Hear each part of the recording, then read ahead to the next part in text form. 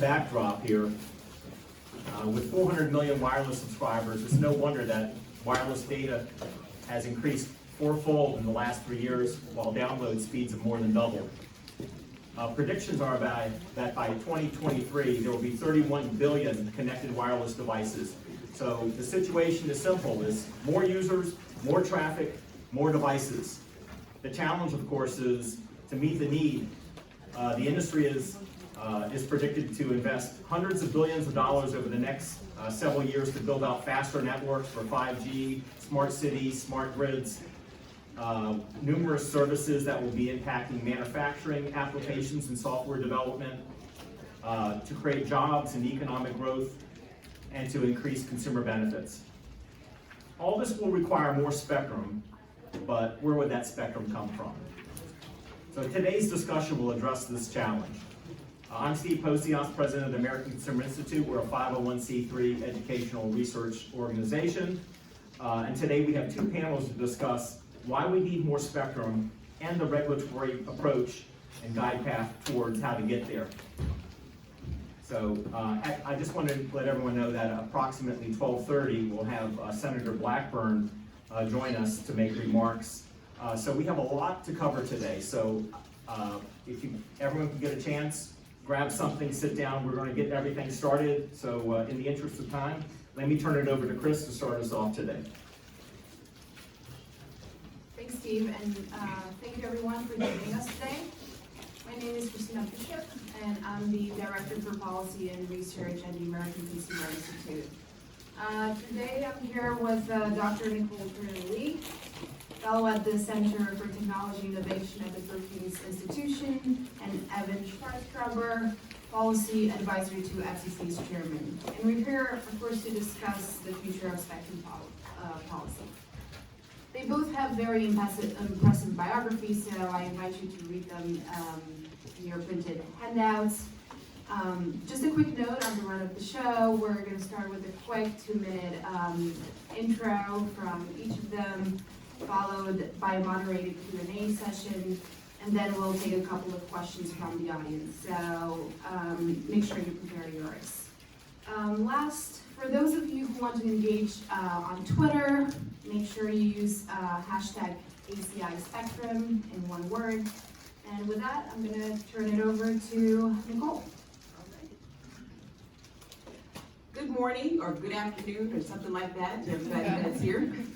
Glad to have actually participated in this conversation. I have to tell this running joke. So Steve always calls me and asks me to be on panels, and I'm like, oh my gosh, I'm out of town. Oh man, I had to do something for my family. So today, he asked me a month ago, he said, hey, are you in town, is how he started it. And I said, yeah, and he said, oh, you can participate. I said, yeah. And then I asked the topic, and spectrum was the topic. I said, oh Lord. Like, was it gonna be something else? I landed up here with my friends here. So this is gonna be an interesting discussion because the conversation of spectrum is very timely, because it aligns, I think, with the conversations that we're having on 5G. So if you looked at Politico this morning, there's this whole spread on 5G. Just recently, the president announced a 5G czar that is actually going to take advantage of the opportunities that we need to have in the US. And here to my left is my dear friend Evan, who is working at Chairman Pai's office, where there's probably an announcement every other week about new spectrum that's being released. What I do at Brookings is I have a portfolio of about 3 sweet spots. One is in the area of digital inclusion and the digital divide. I have a forthcoming book that will be out early next year, January, which is about digital invisibility and how the internet is creating a new underclass, which was based on a 7-city tour that I took around the US and some work I did internationally to sort of look at how people are accessing technology. And I'll bring up a little reference to that in this conversation today on spectrum. And I'm also working on issues related to 5G. Just recently, I published a paper on 5G, IoT, and communities of color. I have a new blog that will be out in probably about a week or so on the race to 5G between the US and China, and I'll glean a little bit of that in just a moment. And in addition to that, I'm working on ways that we look at the use of unlicensed, particularly in areas of my book where we're finding lack of connectivity, particularly low-income communities. And the third area that I work on that is unrelated to this panel, but also really related, is artificial intelligence systems and the growth of AI. And I think they are going to need the bandwidth to do virtual and augmented reality as well as autonomous vehicles and other applications that will be relied upon AI systems.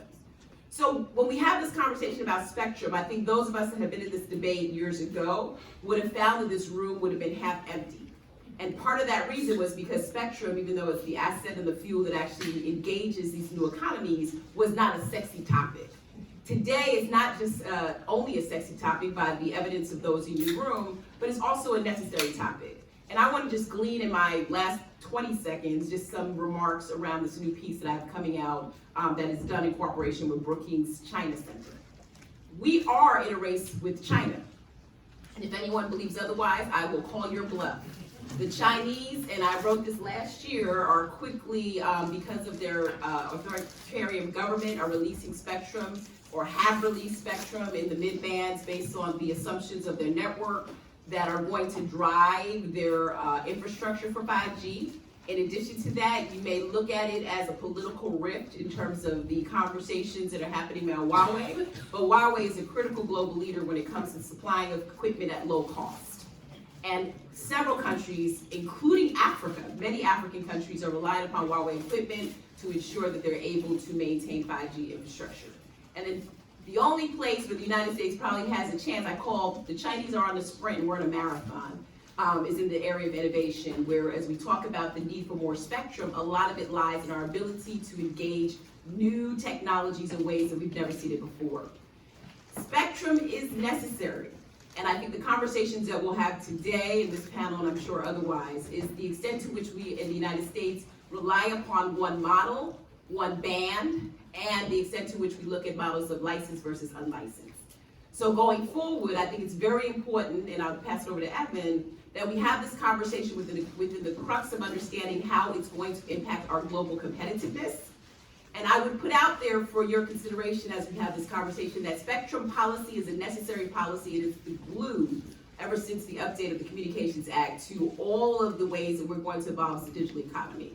If we don't have the invisible asset of electromagnetic spectrum, guess what, my friends? We will not be competitive in where we're going and how we're evolving this new economy. Look at Shane, it's a lot.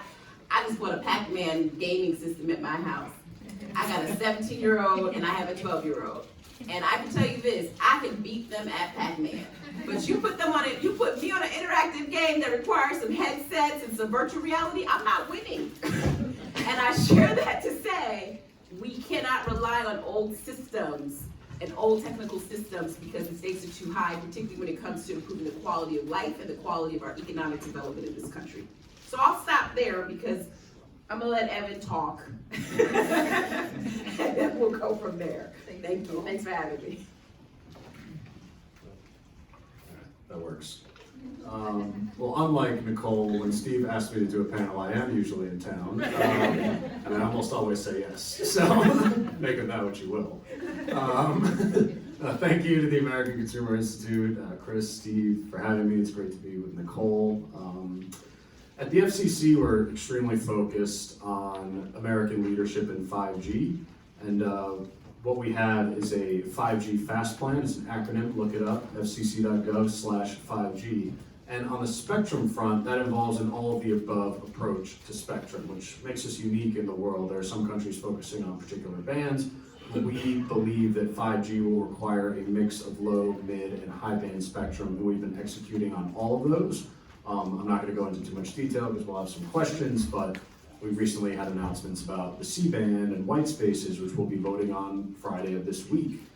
We've also been working to free up spectrum for unlicensed use, which is key to the 5G strategy, as so much mobile traffic ends up being offloaded onto Wi-Fi networks. So we had a proposal that we voted out on the 5.9 gigahertz band, and we're working towards a conclusion on our efforts on the 6 gigahertz band as well.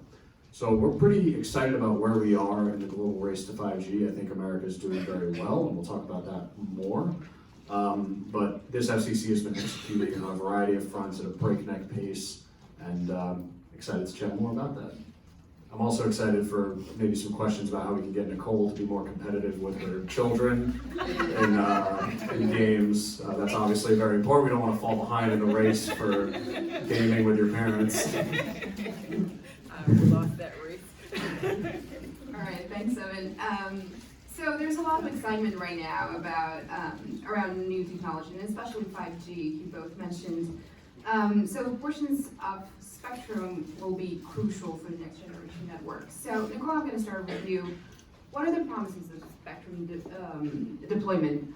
Specifically 5G, you mentioned IoT, and how it will affect consumers. Yeah, no, I think it's important, and it's funny, since I was working on my book, I feel like we need actually, as the chairman's office has been trying to do, a very blended plan when it comes to spectrum identification, release, and repurposing, whatever we call it now, because for those of us who've been around, it's been called a lot of things. But we really need to make spectrum allocated and available and allocated into a range of different purposes, and I'll tell you why.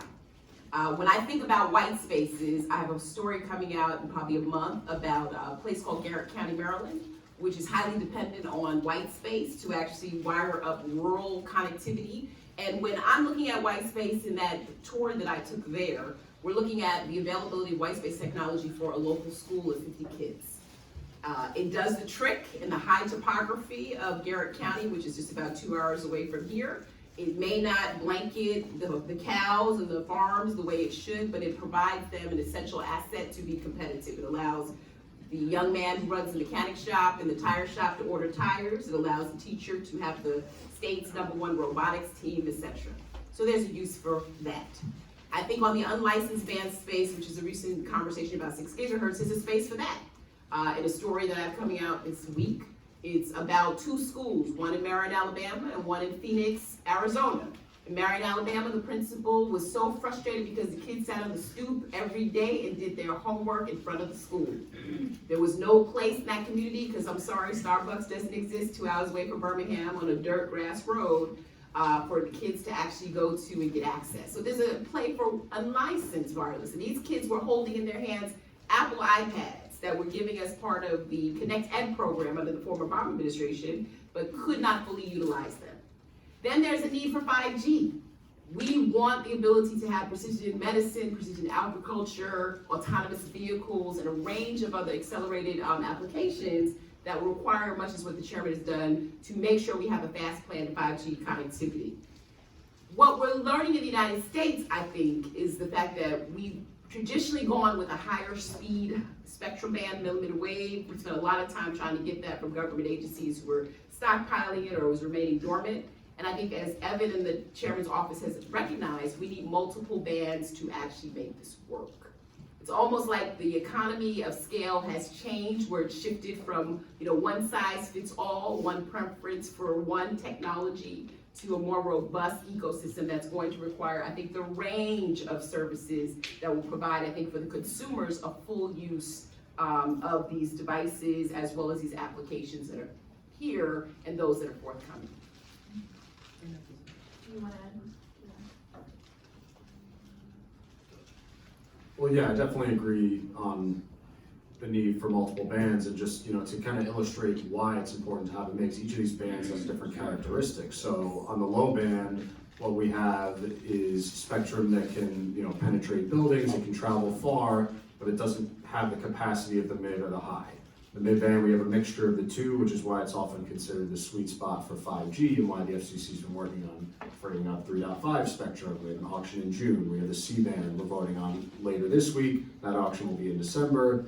And why we also are working to free up the 2.5 gigahertz band, the spectrum that's not currently being used. It's largely fallow west of the Mississippi River. It's very valuable spectrum. Then on the high band, we've really been a global leader, and this is the spectrum where you're seeing, gigabit, multiple gigabit speeds to your cell phone. It's really important in densely populated areas, and for things like robotic surgery, where latency is important. So all 3 of these bands has a role to play. We're seeing innovation in all 3 of them, and that's why we've been trying to take this all of the above approach. Where can we find spectrum? Where can we make more use out of existing spectrum? White spaces is a great example of how to squeeze more juice out of existing use cases. TV spectrum that's not being used, the space between channels. The FCC will vote this week to allow higher height on the antennas and also allow higher power. And what we're hoping that will allow these white space devices to reach thousands of more people. And we've seen a broad range of support for this from, organizations representing schools and libraries, to Nicole's point, but also these mom and pop wireless internet service providers that are literally mom and pop. These are not your giant internet providers that are often the focus of the press in DC, but they are the ones that are trying to squeeze every little bit out of these unlicensed areas, which is why, whether it's white spaces, 5.9, 6, having a mix of unlicensed and licensed is important. The FCC's been executing on both, and that is faithful to the mandate from Congress in the Mobile Now Act, which told the FCC free up both unlicensed and licensed. Okay, thanks, Evan. So, Nicole, at the beginning of 2019, you wrote in a Brookings report that U.S. must support 5G network deployment and adoption nationwide. So, over the past 12 months, what have you seen? Have you seen this happening, and where do you see us going from? Yeah, no, when I wrote that paper around U.S. 5G deployment in particular, it was really important to get that message out there because there were a lot of concerns as to whether or not that type of technology was going to reach underserved neighborhoods, and particularly rural. And I think since that time, we've actually seen a couple things happen, which, I was sharing with my new friend Chase out here, in terms of the T-Mobile merger with Sprint, where there is a proclamation of actually serving rural areas. We've also seen the FCC move forward with the release of the various bands that Evan is referencing. In addition to that, we've seen some acceleration on the small cell deployment legislation from both the federal and I think the regulatory level. And we've seen a lot of dollars invested, particularly in the Rural Broadband Opportunity Act, I think is what you guys have, in addition to other places. So I think we're actually made more progress since I wrote that paper, just been last year, right? That a whole lot has been going on. And the reason why I wrote that paper in terms of the need for adoption is for all of us in this room to think about, and again, for those of you that are much more engineering inclined and those of you that may be a sociologist like myself or a policymaker interested in people in the middle, at the end of the day, without that access, you cannot roll out these products and services to people in an equitable fashion. So what does that mean when we talk about things like precision medicine? It means that some places in New York may have it because of what their broadband situation, and I'm kind of making that up. Some places south of the Mississippi River may not have it. What does that mean for society? It means that people south of the Mississippi River will be chronically ill, chronically isolated. What it means for people who live in places where there's saturated access to, let's say, 5G technology, they'll be healthy, wealthy, and well, right? And that's not right, because we do not want technology to become a polarizing factor, because in the end, the United States has skin in the game from, again, a global perspective to do this right. So I wrote that paper because I think we need to place this as not, I'm in no way going to place this as any type of progressive political agenda issue. What I think has always been so wonderful in telecommunications policy is that it's always been bipartisan, and it's always been a policy that has actually been supported for the public good and the economic good. So going forward, we need to continue to have these conversations on what can we do from both the technical perspective, what can we do from an R&D perspective. You all have been watching the White House recently. There's a lot of conversation about R&D. Like I said, having a 5G czar is something that we've never seen in the United States before, let alone the White House centrally focused on spectrum policy. So I think we're going to see this blend and convergence of applications, spectrum availability, as well as I think those areas where there's innovative, creative uses of technology, whether it's white space or some unlicensed, that are going to bolster full spread adoption. So for those of you who know me, I'm proud to say from this podium, there has been progress. Because if you know me well, I will call it out if there's not. I'm that person, right? I'm that girl, as Marlo Thomas would say. See, I didn't date it myself. But at the end of the day, we have seen a lot of movement from both a policy perspective, an advocacy perspective, and a research perspective. Okay, thank you, Nicole. So, Evan, you mentioned the importance of getting mid-band, including C-band, auctioned and deployed. And you also talked about what the FCC is doing. So what is the FCC trying to accomplish? So when the FCC, this current leadership, took over in January 2017, we were largely starting from scratch when it came to mid-band spectrum. We had a 3.5 gigahertz proceeding that was far too complicated to make use for 5G. We've since course corrected there, But there's a variety of ways we're trying to tackle this problem. So as I mentioned, we've got 3.5 gigahertz auction in June. This will be extremely important for 5G, and that spectrum is also available on a priority-based, unlicensed basis as well. And we're already seeing some innovation there. The FCC has named administrators that are going to enable dynamic sharing of this spectrum. Of course, this week we're taking a big vote on the C-band. This will be freeing up the most mid-band spectrum for 5G that the US will have seen at this point. Repurposing 280 megahertz of the C-band. For those of you who don't constantly follow spectrum, though if you're at this event you probably do, that's the 3.7 to 4.2 band. It's currently being used to transmit video programming and audio programming around the country, around the world. And the record is clear that Americans can still enjoy those services without the full 500 megahertz going to that service in the future. And other countries are allocating this for 5G as well. So our plan will free up the bottom 280 megahertz for 5G, that's with a 20 megahertz guard band, and then repack the existing incumbents into the top 200. And because of the structure of the order and the incentive payment and accelerated relocation payments that we've added in there, America will see this spectrum sooner, and that will mean more benefits for 5G. So we're going to see the first 100 megahertz in September of 2021, and the remaining 180 in 2023. Without the structure of this order with the accelerated relocation payments, that would be delayed until 2025. That would be a major loss for American consumers. That would be a major loss for innovation and global competitiveness. I also want to touch on Sprint T-Mobile because I think that the mid-band angle maybe doesn't get as much of attention as it deserves. As I mentioned, west of the Mississippi River, this valuable mid-band spectrum is largely fallow.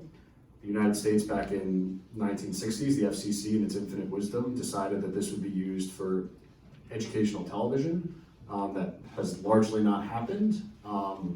So we're taking a fresh look at this, and we've voted to hold an overlay auction, meaning auctioning off the areas that are not currently being used. We've also opened a tribal priority window, and to Nicole's point and Chris's point about how can we ensure that 5G doesn't widen the digital divide, this is really important. The FCC is offering Native American tribes this spectrum for free if they can use it on reservations. And we've already seen a lot of interest. Chairman Pai and I visited the Wind River Reservation in Wyoming. There's interest there, and they plan to use this spectrum, and we've heard from a number of tribal broadband entities that this is valuable spectrum. And then in terms of the spectrum that was already being used by Sprint, it was clear from the record that Sprint did not have the CapEx resources to deploy this spectrum, and that it was not going to be efficiently used if it just continued to be used by Sprint. So there's a massive efficiency with the combination with T-Mobile, which is why the FCC ruled that this was in the public interest. And it looks like that transaction is coming to a close, and we're very happy about that because the combination of T-Mobile's low-band spectrum, including the spectrum that was repurposed from television with the broadcast incentive auction, and Sprint's mid-band spectrum, that is why more folks are going to see 5G in rural America, and the combined companies have committed to deploy 5G to 99% of the population. That's an enforceable commitment. So all of these efforts on the mid-band are major, and they're important for consumers, as well as the unlicensed mid-band that I've already mentioned, like 5.9 gigahertz and 6 gigahertz. Okay, so I want to touch up on something that you both mentioned in the beginning, and that's where we are in the race with 5G. So we see a lot of countries right now moving full steam to allocate spectrum for 5G. So where do you see United States in this race, and why is this important? We'll follow. We'll start with Evan. Yeah. So I think America is in really good shape, and we've seen a lot of studies and statistics to confirm this. China has a very different system than us, and they can just snap their fingers and put cell sites wherever they want. They don't have to go through multiple layers of regulatory review at the local, state, federal, and tribal level, and they can just allocate spectrum willy-nilly. To some, that sounds like an advantage, but if you go back to the United States in the race to 4G, how did we win that race? How did we unlock the economic benefits, $1 trillion app economy, hundreds of billions of GDP that would have gone elsewhere?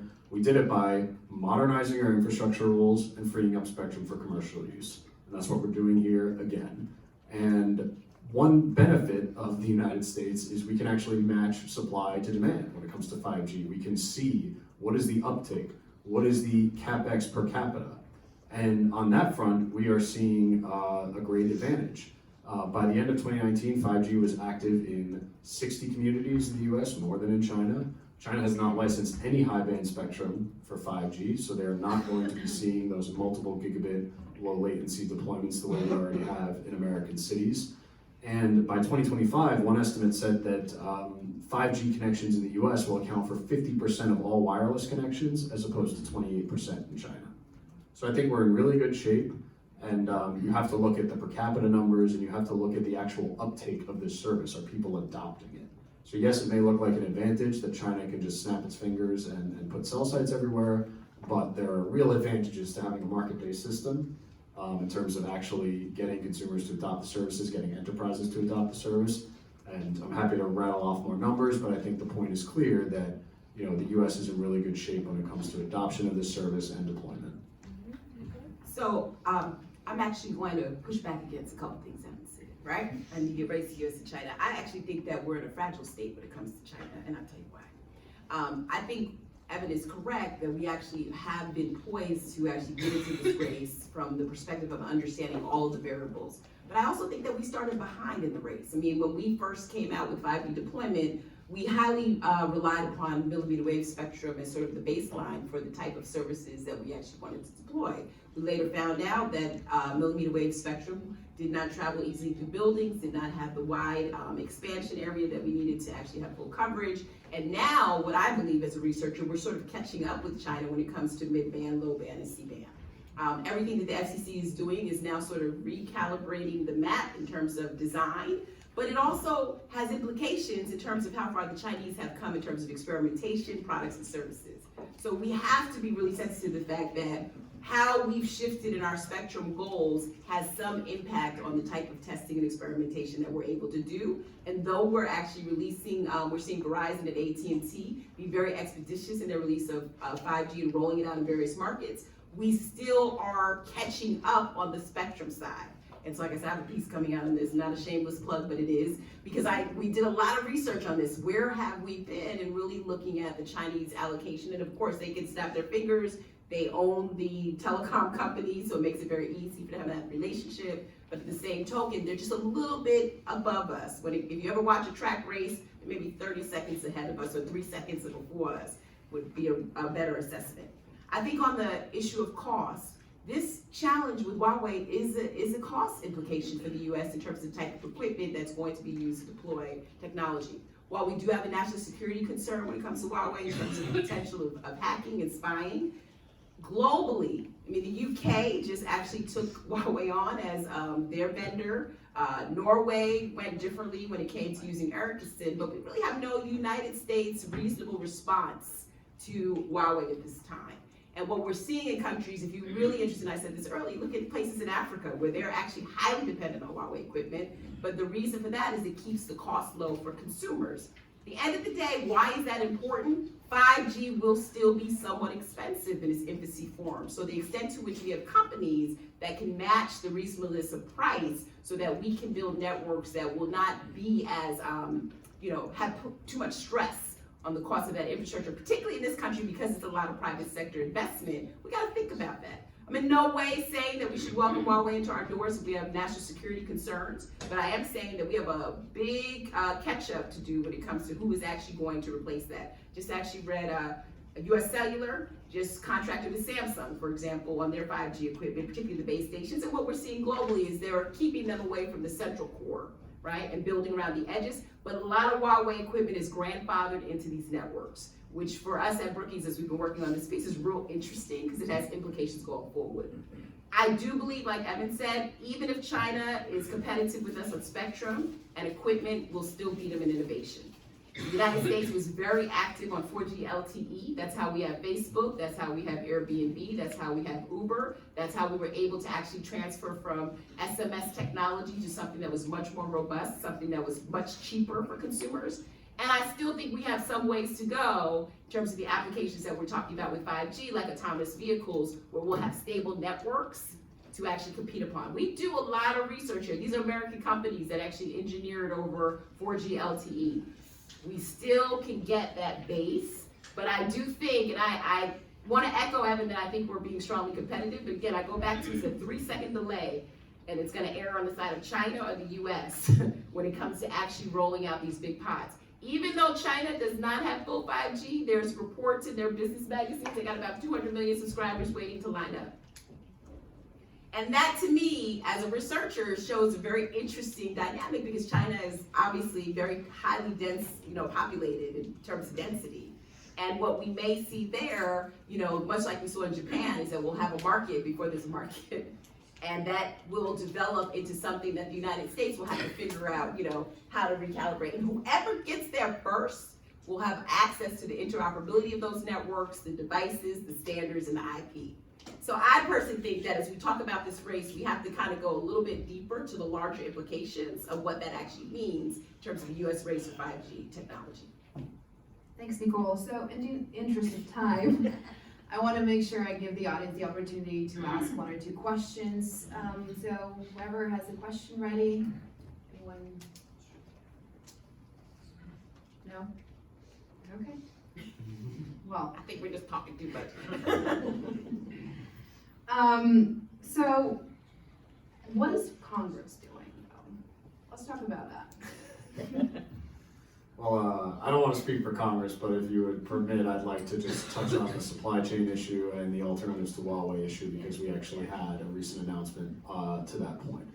The FCC takes supply chain security extremely seriously, which is why we voted to ban the use of taxpayer money on Huawei and ZTE equipment, because they are a security threat, both in terms of national security and the security of our supply chain.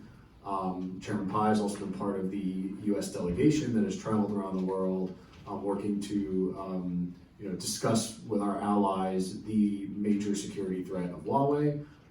Yes, the equipment is subsidized by the Chinese government, which is why it is cheap, and sometimes the problem with cheap is that it costs too much.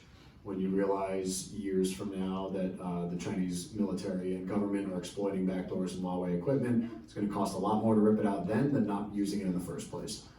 We, of course, understand the challenges and the need for alternatives, and the fact that there are only a handful of vendors that currently provide a full stack 5G solution. So what are we doing? At the FCC on March 26th, we are convening a workshop of vendors and engineers and carriers and others in the wireless space to discuss virtualized radio access networks, also known as vRAN or ORAN. And this is extremely important, because this actually plays to the strengths of the United States. You might hear a lot about how U.S. doesn't have a national champion, that none of the current major vendors are American. But on the software side, a lot of the innovation that's happening in this space is from U.S. companies. And you've heard the White House talk about this, and speaking of Congress, so that I can at least pretend to answer your question, Chris, there's been discussion of this as well, legislation touching on virtualized networks. We're going to hold this workshop, and part of the goal is to explore, how can we promote this alternative, what sorts of innovations are happening here, and what are the benefits, both in terms of cost savings by introducing more players into the market, but also in terms of software benefits. Virtualized networks, rather than having to replace the equipment as many times as you would otherwise, can offer a lot of benefits in terms of specialization, in terms of security. This is certainly something that could be a potential remedy for the Huawei problem, particularly in rural America, as we explore how to rip and replace that equipment. So I want to plug that, March 26th. We're going to have more details to come, further announcements, but it's open to the public, so I hope to see you at the FCC. And if I can actually I'm actually happy to hear Evan talk about that, because I think, having a direct response to that has been sort of where the U.S. has been in this gray area. And I think why this is particularly important, particularly as the chairman talks about closing the digital divide on the deployment side, on the adoption side, it will be imperative to keep the costs of any type of deployment of 5G networks low. Because if you cannot keep them low, there will be areas that will be missed in terms of the decision to invest in them. And so we have to keep these conversations really close Because if we don't, we will polarize the deployment of 5G, which is why what I said earlier when you asked that first question, Chris, it's important for this country to have multiple uses of spectrum for multiple use cases. We are no longer in a situation, particularly when it comes to rural broadband connectivity, of picking winners and losers, incumbents over non-incumbents. We have to find ways to wire all of America. And I think what you're doing at the chairman's office has been particularly impressive, because what it's doing is sort of suggesting that we're gonna feed the beast of 5G while at the same time be open to things like unlicensed in the 6 gigahertz, and be open to white space and start figuring out ways to clear that spectrum so that we can do the multiple use cases that Americans now want to do. And what people globally want to do. You know, we just can't sit back in the background and, you know, sort of get into our infighting about stuff. It's really important to move forward. Okay, thank you. Last opportunity to ask a question. Panel? Yes, Delia. I thought I saw something that Congress was going to appropriate money to small carriers so that they could switch out their Huawei infrastructure and perhaps help them with the devices they offer. Is that the case? Where are we with that? So I've seen legislation pending. It's my understanding that nothing has been signed into law on that effect, but nonetheless, the FCC has actually begun the process of identifying Huawei and ZTE equipment in rural networks, and essentially a fact-finding mission of where is it, how much would it cost to replace, what are the options, and there's a FCC track there, and there's also a congressional track, and we're in conversations with them about that. But the goal is to essentially remove all Huawei and ZTE equipment from our Universal Service Program, and especially those rural carriers. Which is why I brought up what I did, because I think it would be an interesting track as we're actually going through this pathway. Can I quickly just also, did you have another part too, Susan? No, I was kind of curious as to how well the counterparts of the FCC in Europe and, you know, such, how are you working with them in regards to this? Are they receptive or? So I think for the most part, you know, countries agree on the security threat. Maybe there's some disagreement, as you've seen, with how to manage it and, you know, the ability of some to manage it versus others. I mean, we take a firm stance that we don't believe there's any acceptable amount of unsecured equipment in the network. But I think generally our allies have been receptive to the security threat, and they understand the threat that Huawei poses, given that China's national intelligence law requires any company to comply with any request from the government, whether that be surveillance or espionage, and not disclose that to their customers. And you know, not having an independent judiciary, not having the rule of law, that's something that every country should take into account when deciding what vendors they're working with. Right. And I would just say on that note, there's only 5 countries that have followed the US in terms of a complete ban. Japan, I think, being one of them. In other countries, the EU just came up with a consortium to sort of look at risk-based analysis when it comes to the security of the equipment. And what we're actually seeing internationally is that people are deciding not to put Huawei closer to sensitive information, military stations, etc., to get at what Evan is talking about. I think they're still not, you know, again, if you go back into Africa, those countries, you know, because of their reliance on SMS, or not SMS, but more mobile connectivity. I mean, there are like 250 million plus smartphone users in Africa alone. You know, there's been a slow down period, but it's going to be, for those of you who watch this process or have been watching this, it's very interesting as it pans out, because of, you know, again, what the United States is trying to do, etc. I did also want to just respond quickly to the congressional question. I think going back to Evan's concern, Congress is going to play a critical role with this in terms of the timeliness. And that's another area we didn't talk much about, but my friend Rosalind Layton just wrote a piece on the C-band auction, just talking about timing of that auction is gonna matter, because as Evans talked about, the depreciation of any assets, between the time we find it, we release it, we auction it, it's all a matter of time, right? That to getting that to market for commercial reasons. And if you go back to the Mobile Now Act, for those of us who remember that, you know, it took 2 years before it actually got incorporated into the Ray Baum Act in 2018. And there were a lot of people working on that. And if you all recall, we were just talking about getting some of the government spectrum repurposed at the time. Now, you know, you fast forward to today, the conversations that we were sort of sitting around having then seem like, you know, they have to be done much quicker today because of the implications of where we're trying to go with the mobile economy.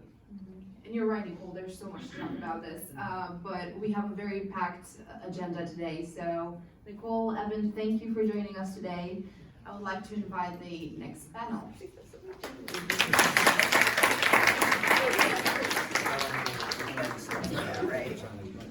It's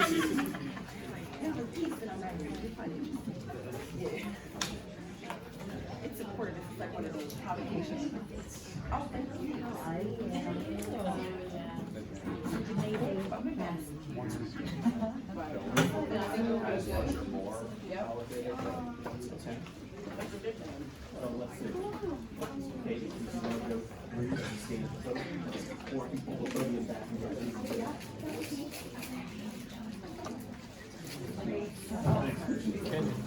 Is that seat open?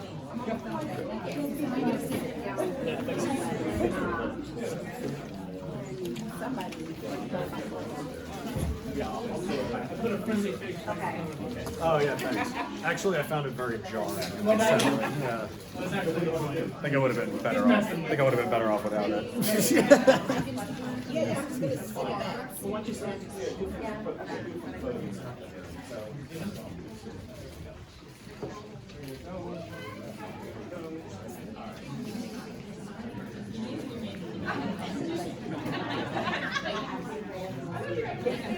All right, so if you haven't grabbed the lunch, please do that and come back to your seat. We're going to start in about 30 seconds.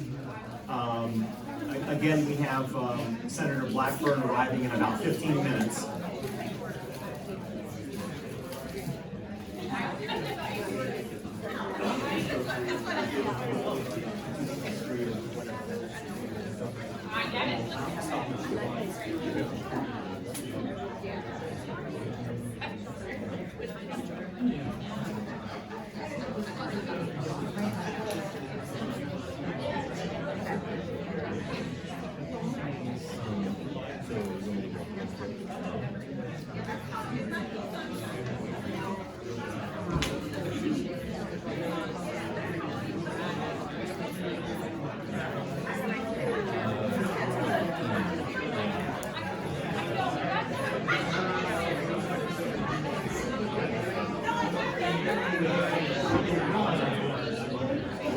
Hi everyone, thanks so much for joining us this afternoon. We're going to go right into the second panel. My name is Katie McAuliffe. I'm Executive Director of Digital Liberty and also Federal Affairs Manager at Americans for Tax Reform.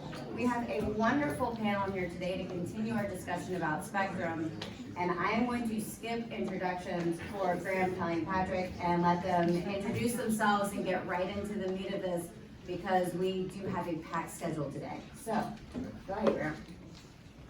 All right, thank you, Katie. As Katie mentioned, my name is Graham Dufault. I work for the App Association. We represent about 5,000 mobile software and connected device companies across the world.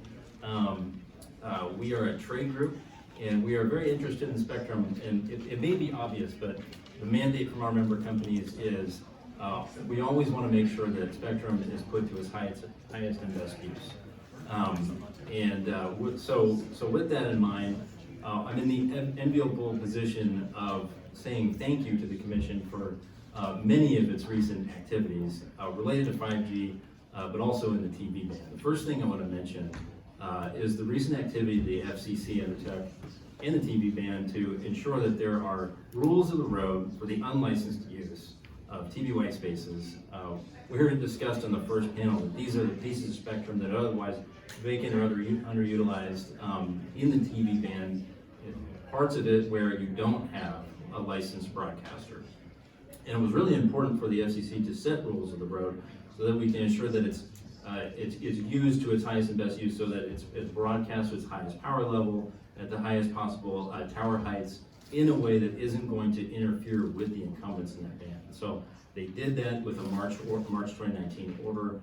There's an NPRM pending right now. It's set for a vote on Friday, and they are taking care of another sort of overhang of issues that remain from the March order. So, and those are the use of the spectrum for narrowband IoT uses. So think sensors in farms, and then moving platforms, so school buses or tractors.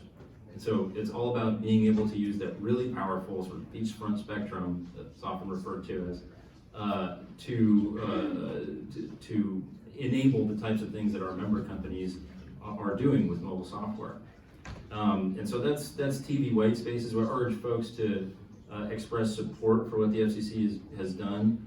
We expect that it's one of the less controversial NPRMs out there that's set for a vote, and yet we want to make sure that it has enough support and enough momentum to enable the commission to continue and finalize rules by the end of this year. And so appreciate folks joining us in support of what the FCC has done. Second thing I want to mention is broadband mapping. I want to thank the commission for the work that it has done. It's adopted an item recently where it's going to improve the way it collects data about who is served, who is not served. And that's a really important thing for the commission to do, because those maps the FCC keeps are the basis on which it makes decisions on support. So think the Connect America Fund. We're getting better about this, but grant programs from USDA and elsewhere that support broadband, you're going to be required to consult FCC maps to ensure that funding is going to truly unserved parts of the country, and that we're not accidentally overstating the parts of the country that are served, or not doing it in a way that's granular enough that we really understand where the gaps are. And then lastly, we're very supportive, and we thank the commission for taking steps on the 6 gigahertz item, where that piece of spectrum is 1200 megahertz. It is ideal for unlicensed use because you have licensed users in the band, but the typical use case for the licensed users is line of sight links. And so you've got utilities, you've got the carriers, our licensees in that part of the band. And then you also have broadcasters that are directly linking. And so unlicensed use is a good candidate because unlicensed users are required not to interfere, right? And they have to accept interference. And so if you have sort of stationary use, it makes it a little bit easier for you to deploy unlicensed. And so we're appreciative of what the commission is doing there. Wi-Fi 6 is the latest standard. It's sort of designed in a way that works really well with 6 gigahertz because it's got really big channels. And it's going to be very fast, as Evan was mentioning before. You need a mix of licensed and unlicensed, and this is a good candidate for the unlicensed part of the 5G vision. And it is a good item. We encourage folks to take a look at what the FCC is doing there, and we're supportive. So look forward to questions, and thank you for having me here. Thank you. Hi, everyone. There we go. My name is Kelly Cole. I'm the Senior Vice President over at CTIA. We represent wireless carriers, phone manufacturers, as well as the folks that make sort of the guts of what makes that cell phone work. We spend a lot of time talking on 5G, as you can imagine. It is the issue du jour, and we want to make sure Congress and the FCC is doing everything necessary to make sure we're making that migration from 4G services to 5G services. And this was touched on a little bit in the earlier panel, but the reason why that's so important is the fact that whatever country gets to 5G first sort of owns that economically. When we moved from 4G to 5G, what that meant was the app explosion, which Graham talks about all the time, that happened here in the United States. And what that meant was jobs came here, investment came here. I mean, it was a huge sort of economic boon for this country. And we want to make sure that that 5G boon, which is coming, again, happens here in this country. I think what makes 5G so exciting is the fact, I'm sure all of you work on a variety of different committees. 5G is applicable to literally every single thing that you all work on here in Congress, whether it's education or veterans issues or healthcare or transportation. 5G is going to have sort of a role to play in all of those issues, which is really exciting. So how do we get to 5G? I think what I'm spending most of my time on right now is making sure that we've got the spectrum resources that we need to make 5G a reality. And spectrum is basically like the oxygen for a wireless network. We can't operate a wireless network without spectrum. The FCC has done remarkable things with low band spectrum and high band spectrum. Both are very necessary to roll out 5G networks. What we think we need to really focus on in the next few years is mid-band spectrum, and you've heard a little bit about that today. That's sort of what we define as between 3 and 7 gigahertz.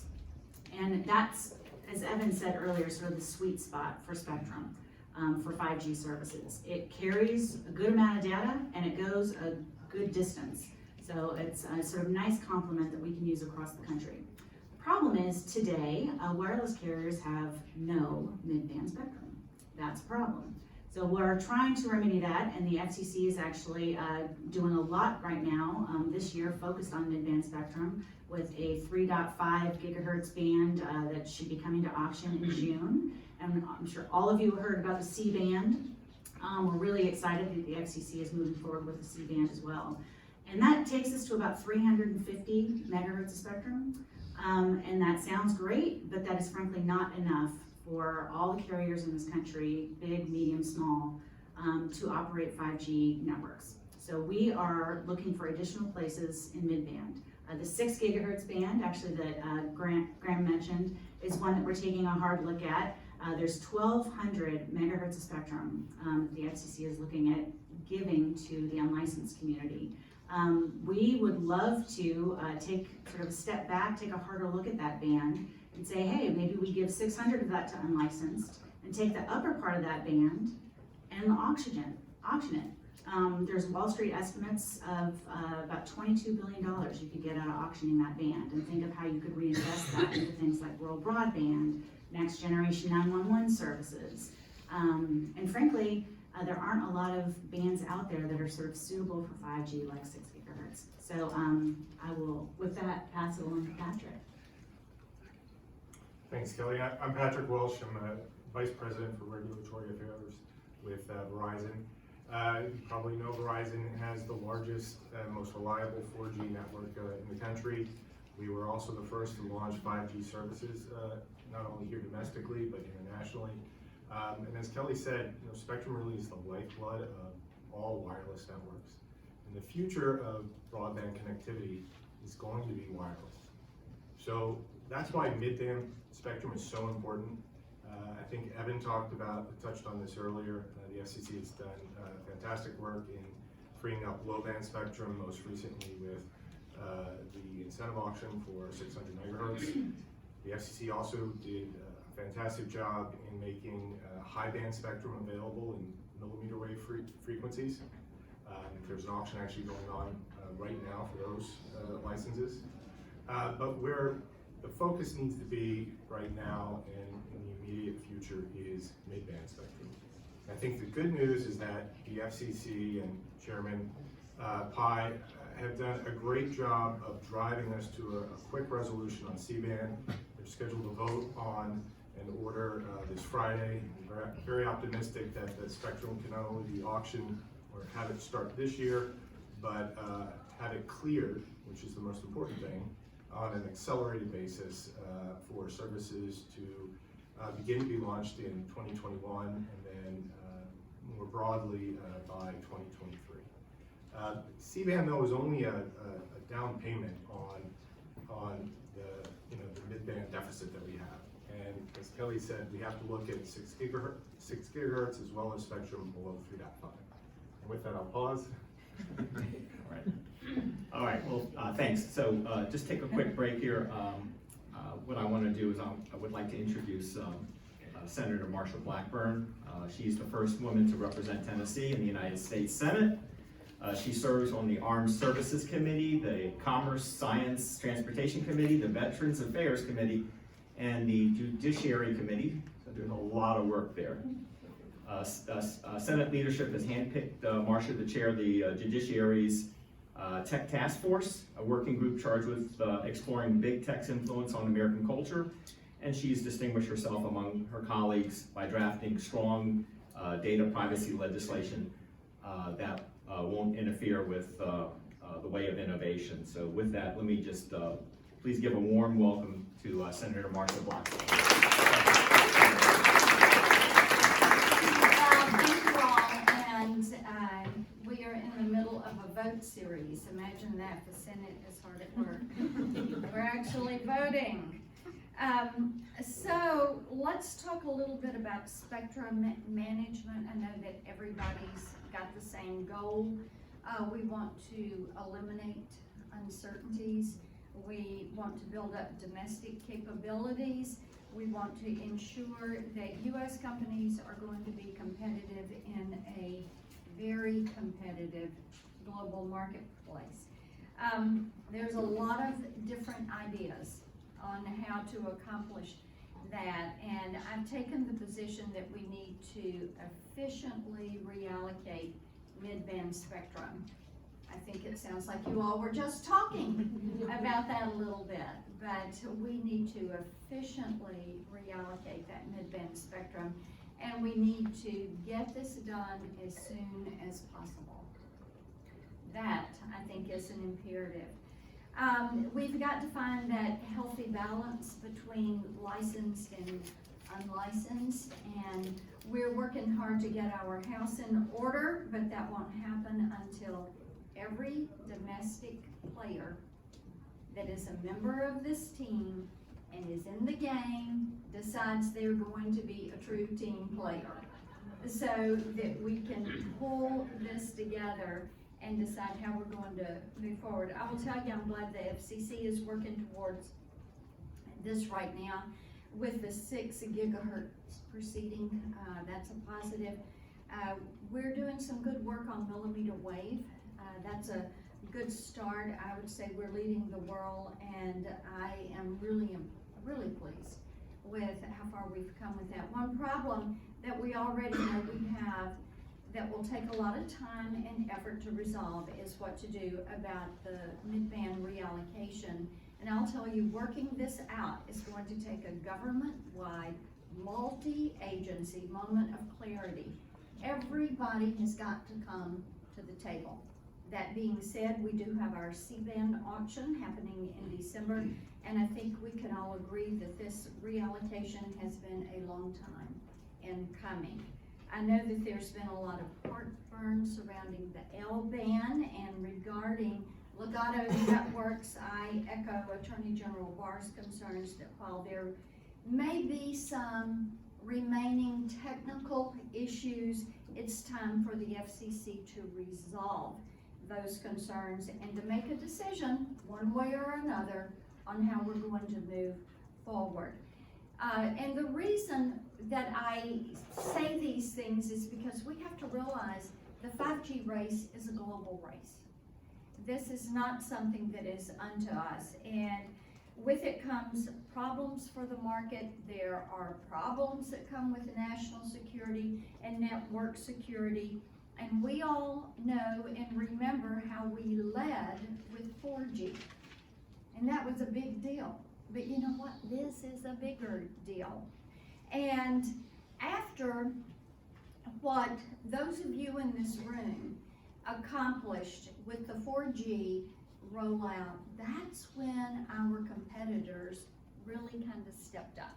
When you talk about great power competition.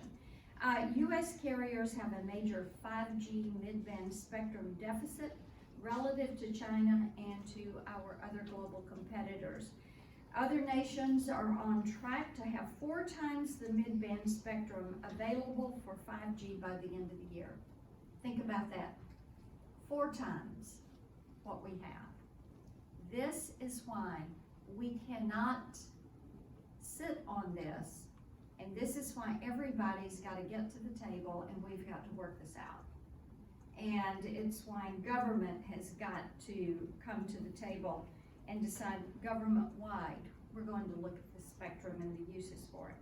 The FCC's 5G Fast Plan contains a great set of guidelines, but in order for it to work, we as a government are going to have to get out of our own way on this and make certain that we realize this is a competition, because we know where it's heading if we don't. And we realize China wants to win this race. And if they were to come out on top in 5G deployment, they'll gain first mover advantage in exporting software and services which brings forth more security concerns in addition to the hardware concerns that we have all discussed now for months and months and months.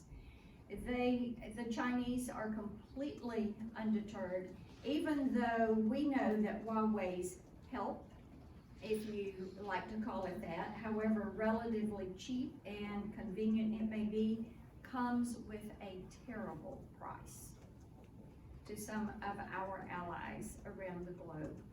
World leaders know this, government officials know this. I just left a armed services hearing, and this was part of our discussion as we talked about Transcom and UCOM and working with NATO and working with our allies. Because as I said, you know, this is a government and private sector. You know, and we talked about this some in the hearing. You're still seeing Germany, the UK, and other countries cracking the door just a little bit and trying to take advantage of some of Huawei's claims and maybe not looking fully at all the strings that come attached to the deals they're trying to make. The U.S. needs to lead, and we can only do so by balancing our spectrum policy between our national security interests and our economic competitiveness. These things are not mutually exclusive, and it is imperative that we reach this consensus, because China and our competitors are the ones who are benefiting by U.S. indecisiveness on this policy. It's crucial we bear in mind the value of spectrum also as we look at deficit reduction. Spectrum auctions to the wireless community generate billions of dollars for taxpayers. It could be tens of billions depending on the band. As a country, we need to take deficit reduction seriously, and spectrum auctions need to be fully utilized for this purpose. It's time to take charge instead of waiting to see what the rest of the world is going to do when it comes to 5G.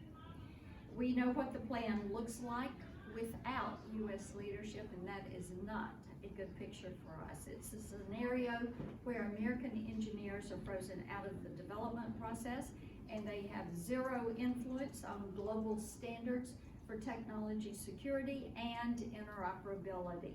It's pretty clear that when it comes to spectrum, if you're not thinking ahead, you've lost the race before you get to the starting line.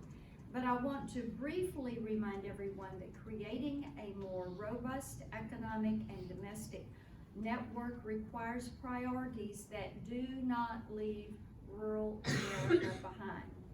Policymakers, cable companies, wireless providers are already thinking 5 steps ahead when it comes to the race of 5G, but many of our rural communities don't have the infrastructure necessary to support high-speed internet. We've already wasted one prime opportunity to bridge the digital divide, and some of you in this room have heard me talk about this for years because it was such a wasted opportunity. When Congress allocated the $7.2 billion through President Obama's economic recovery program, and that package went to broadband services in underserved areas, which meant the money ended up going into suburban and urban areas and not to our rural communities. They're the ones that were left stranded, and that, in my opinion, was a really big miss. It's why last year I introduced the Bipartisan Internet Exchange Act. It's a way to get money flowing in these unserved areas and expand broadband and high-speed internet service. This bill will offset the startup cost of establishing broadband connections in a series of grants, thus providing another tool for our rural communities and for that rural connectivity that is absolutely essential. You cannot have 21st century economic development, healthcare, education, or law enforcement without access to high-speed internet. And I would be remiss if I didn't wrap this up by assuring everyone, once again, that I do not support nationalizing the 5G network. I think that we as a country are at a crossroads on some of these decisions. How are we going to recoup this spectrum? How are we going to move forward with allocation? What is the speed with which we're going to push forward these spectrum auctions? How are we going to look at expanding this mid-band? How are we going to change defense policy that will allow innovators and contractors into this process? How are we going to push ourselves to the front of the line on 5G? Because if we don't, China is going to win in the deployment race, the EU is going to win in the standards race, and that would be a very expensive misstep for us. Now, as we move forward with the Technology Task Force, this year I want to encourage you all to stay in touch with us. Now that we're post-impeachment and all of the activity that slowed the first part of the year, we are regrouping, and we will soon have our first meeting, and we'll be looking again at some of these intricacies that affect spectrum, the 5G deployment, the security of the network, and the applications that are available to make life more convenient and accessible for consumers in this country. So thank you for letting me step in. I know you all are going to get back to the panel and hear from the experts. So thank you so much.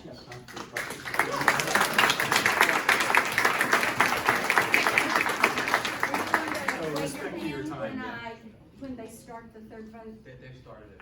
Oh, they started at one question. Anybody got a quick question? Quick question? No. Okay. I'll go vote. Thank you all. Thank you so much.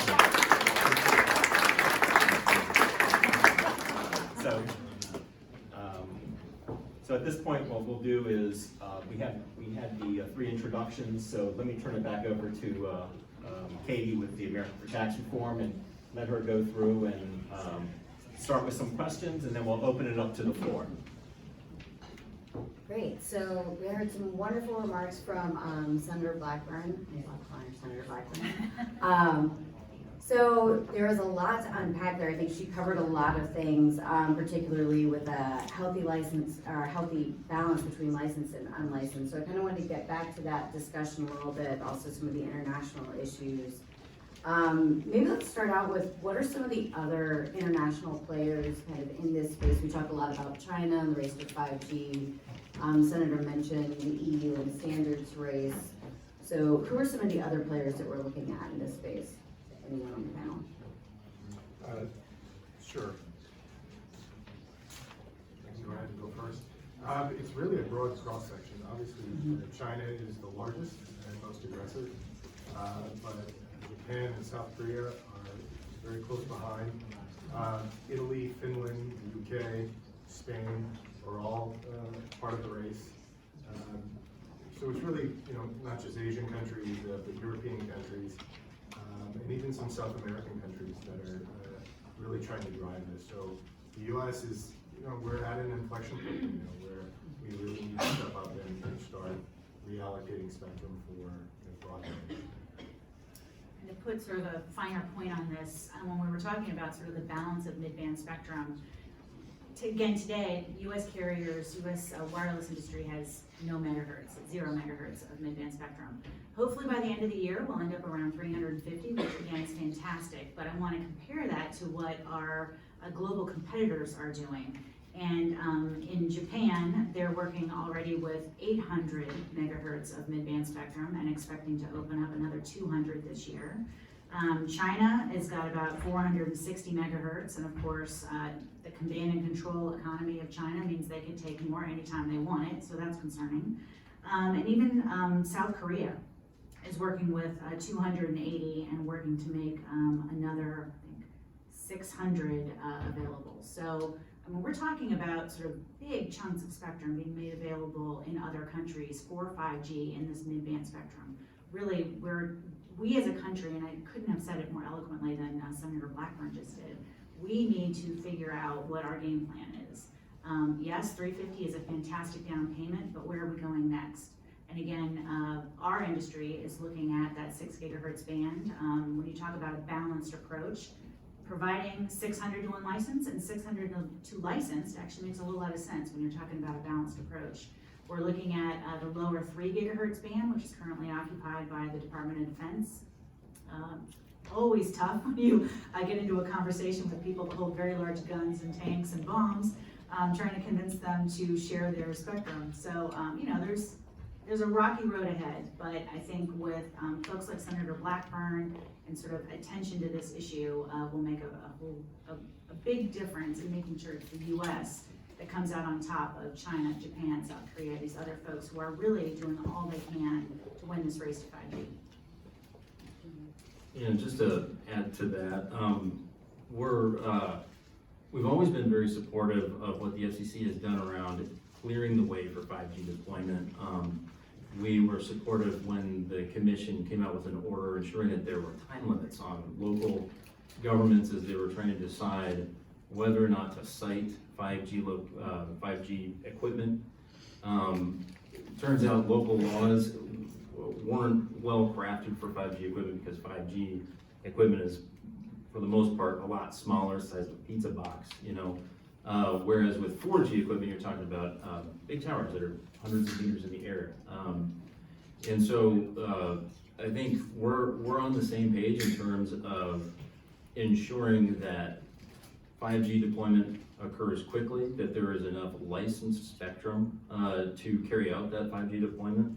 And 5G, I mean, it's going to connect your phone when you're outside. Turns out right now, most of the traffic, data traffic that's wireless goes over unlicensed airwaves, and that's because for the most part we're inside and we're using routers. That's why I think that when the commission was looking at the 6 gigahertz swath, it made a good calculation in determining that, well, is this a good candidate for splitting it up and selling it? It might not be, because you have a bunch of incumbents, as I mentioned earlier. You do have incumbents that you would have to move somewhere else. And so there's a lot of time involved with that. And then the best candidate for moving those incumbents would be up to the 7 gigahertz, I believe, which is also occupied by DoD. And we agree that that is a really tough incumbent to get to move. I mean, if you wanted to get them to move, you got to start a 10-year process, and then you're lucky if you can convince folks to get them onto a different piece of spectrum property. So, you know, we felt like the commission did make a good calculation in determining that, like, you know, this whole swath is a good candidate for unlicensed use around the other licensed users. And the other consideration is time, and it would take a lot of time to try and clear off half that band and make it useful and make it package it up for auction. And so, you know, I think we all are on the same page in terms of wanting to get to that next step in high speed, in connectivity. Like it or not, unlicensed is a piece of that. And it's also required under the Mobile Now Act for them to look at other parts of the below 8 gigahertz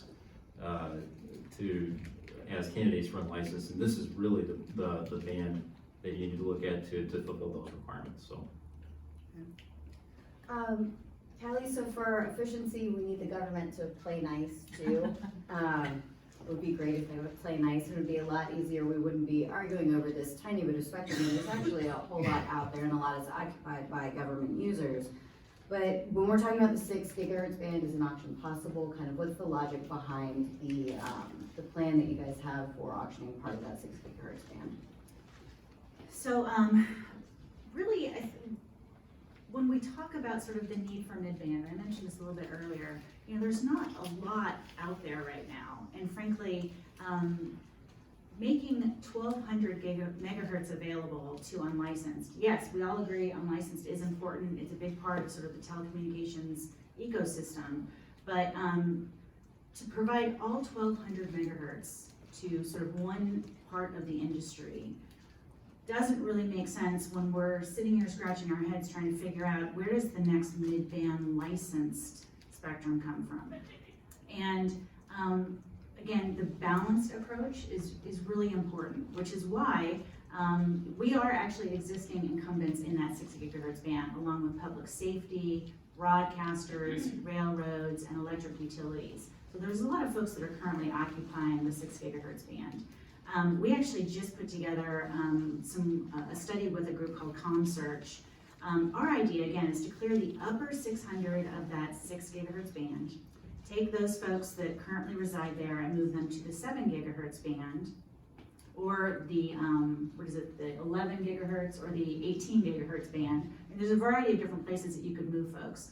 But at the end of the day, the goal really is threefold. We want to make sure that the entire ecosystem is winning in this situation, not just unlicensed, but also licensed, and frankly, also the taxpayer. If you can auction, and I think Marsha Blackburn made this point really well, if you can auction that upper 600 and get north of $22 billion, I mean, for years, and I look around this room, many of you are too young to remember, but auctions have, for years and years and years, sort of funded a lot of government programs over the years. It's a reliable place. I mean, the wireless industry has contributed over $100 billion in auction proceeds to a variety of different congressional priorities and to the U.S. Treasury. So our thought is, you know, the U.S. taxpayer has is a constituent in this debate as well. And instead of just giving all of that spectrum away, when it goes to unlicensed, the FCC basically just gives it to them. When wireless companies, when licensed companies want to get spectrum, we actually have to go to auction, we have to buy it, and we literally spend billions of dollars doing that. So, you know, we're in the middle of a high band auction right now. Over $7.5 billion was raised for that. So, because mid-band is in such high demand, and because all of the wireless carriers are just itching to get their fingers on some additional mid-band spectrum, think of the money that could be raised in that kind of an auction. It's pretty extraordinary. And frankly, could do a whole lot of good for a whole lot of congressional priorities. Okay, could you comment? Yeah, I'd just like to, I apologize, Grant, I disagree with you on a few points you made about the 6 gigahertz band. It's relatively easy to clear this band, or at least the upper portion, at a very affordable price. The ComSearch report that Kelly just mentioned says that you could clear the entire 1200 megahertz for less than $3 billion. And this idea that it's going to take years, and I think you said a decade, is just not true. We're not looking to relocate any DoD systems from the 7 gigahertz band. In fact, we think they should stay because we think this is a perfect band where we can intensify the use through spectrum share. So relocating microwave links is something that the industry has been doing for decades.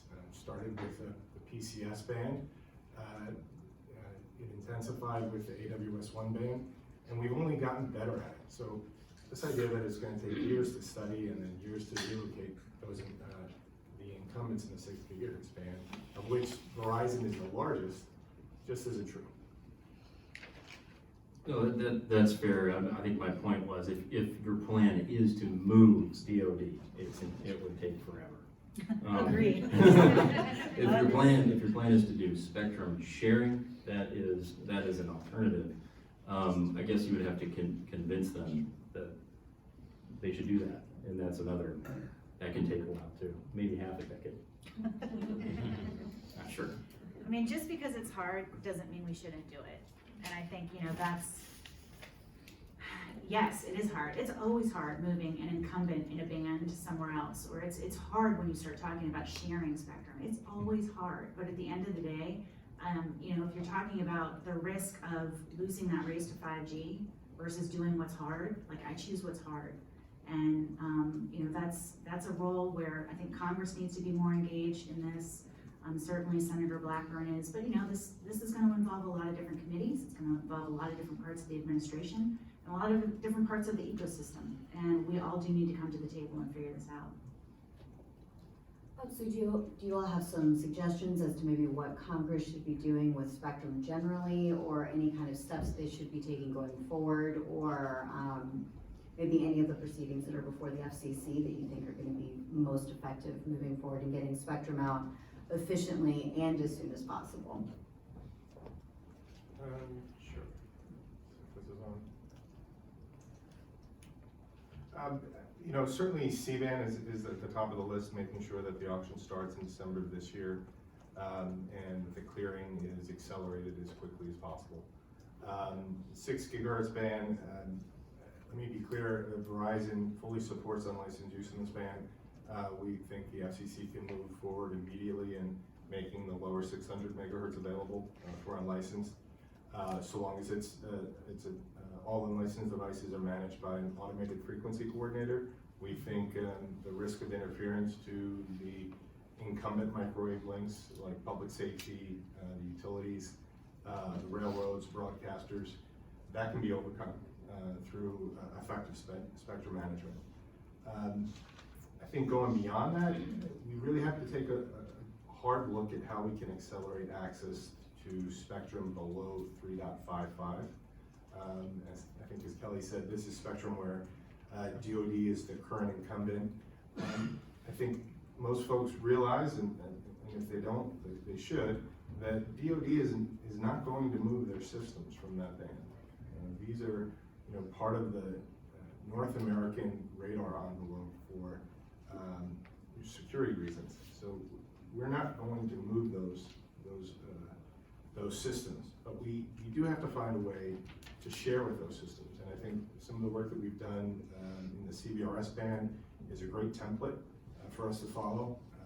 I think there are improvements. We've learned a lot of lessons, but I definitely think that the sharing opportunities below 3.55 are very close and can accelerate this. And I would love to see Congress sit down and come up with basically a spectrum pipeline bill. I mean, these things do take time, they're complicated, and it's always good to plan ahead. So to sort of sit down and figure out what are the spectrum resources we need on a long-term basis, and sort of package that into a bill that can frankly move through the House and the Senate.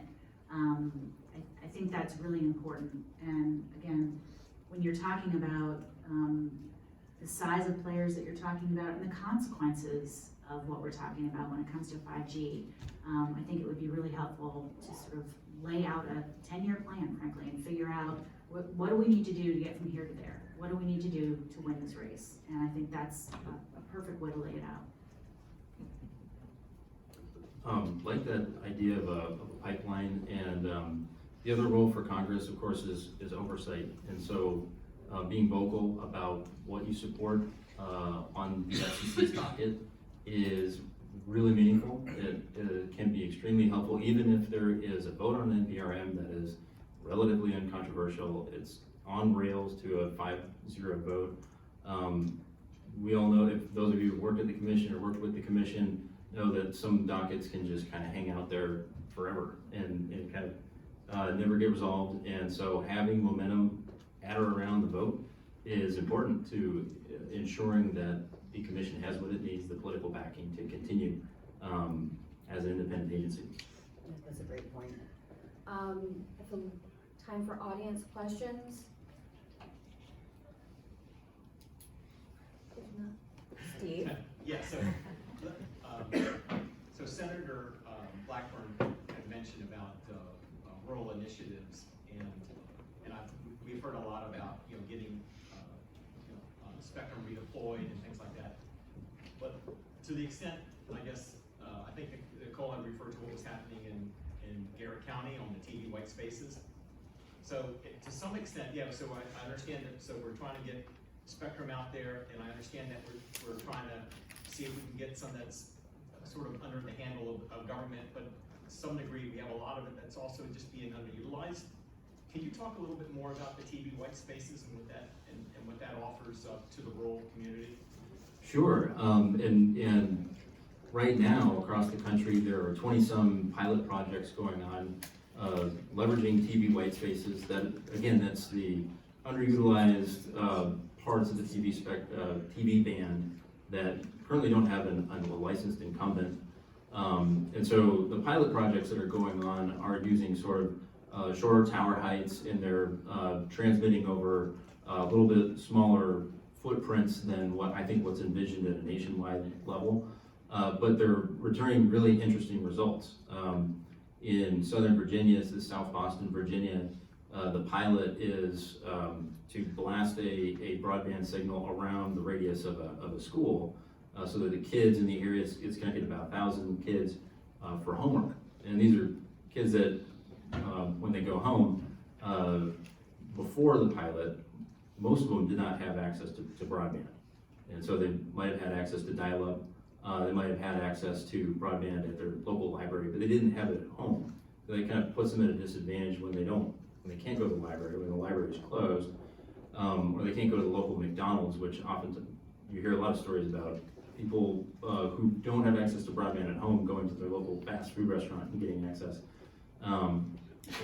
So the pilot projects are showing that it is an effective technology and is working, and the throughput is pretty good. And so what's envisioned, I think, with the rules that the FCC is voting on Friday, is to set some rules so that the white spaces can be used nationally and can be, especially in rural areas where there's not a whole lot of congestion in the TV band. And that's kind of what they're doing right now. When it comes to the RDOF, the Rural Development Opportunity Fund, at the FCC, I think, as with any funding mechanisms, I think what you want out of that funding mechanism is the ability for carriers and others to deploy broadband resources in the way that works best for the local area. So you don't want to advantage one technology over another unnecessarily. And so technology neutral is what we would hope to see out of FCC funding programs and other funding programs for broadband deployment to rural areas.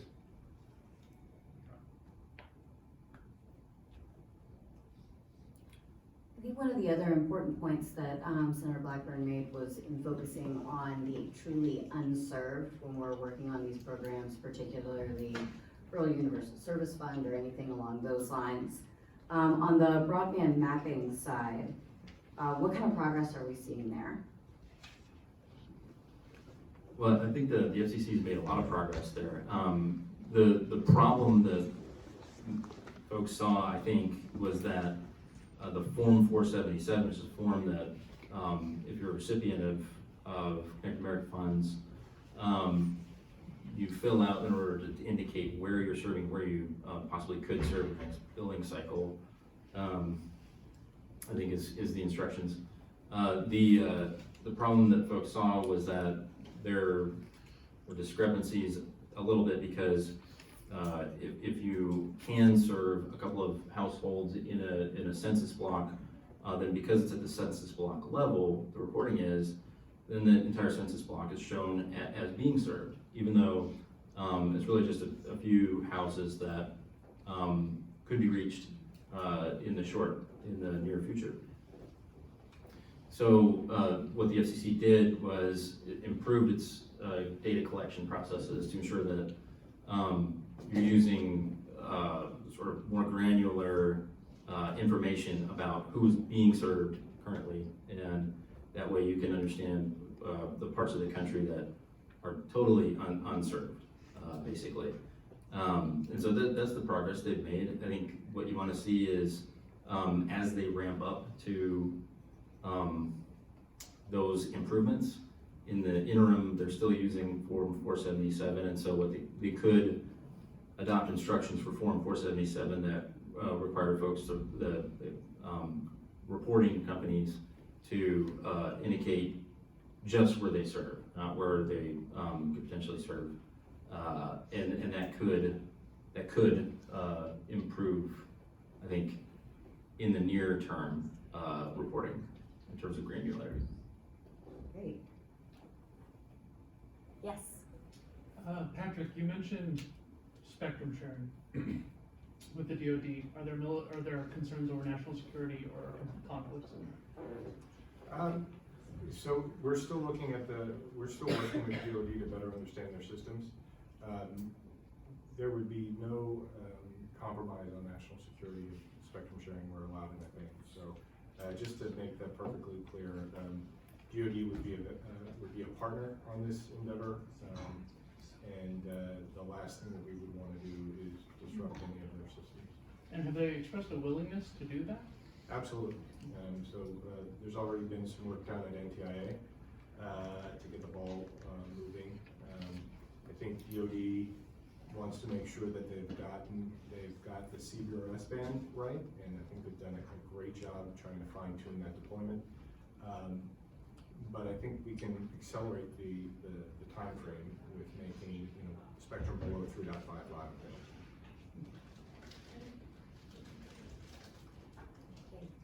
With that, I'm going to have you guys do kind of closing thoughts on an efficient spectrum mix, allocating spectrum mid-band and beyond as efficiently as possible. Patrick, how about you start? Sure. So, I think we always have to remember that what the U.S. has done in spectrum policy really has led the world. It started with the idea of flexible exclusive use licenses, which are the basis of today's mobile broadband networks. It was extended with the creation of this idea of unlicensed spectrum, where it was permissionless innovation, not based on any technology. And now we're moving into a third phase, which is spectrum sharing, where we're going to start mixing different types of users and use cases to really intensify the use of the band. Now, each of those phases had their own challenges, and I think the U.S. has done a great job of overcoming those challenges, but it's only going to get harder, and especially in a spectrum sharing environment that's dynamic, where you are mixing commercial use with federal agencies like DoD. There's a lot of work to be done, but I know Verizon and the wireless industry is really committed to working in good faith with DoD and our other federal partners, and we're optimistic that we can solve this problem just like we did the others. I'm gonna sound like a broken record, but I'm just gonna say mid-band. Like, that's what we need, and, I think the promise of 5G, I love working on this issue every day because it is limitless. And it's really exciting to think about what is out there for us in the future and what are the things that we're not even thinking about that are around the corner.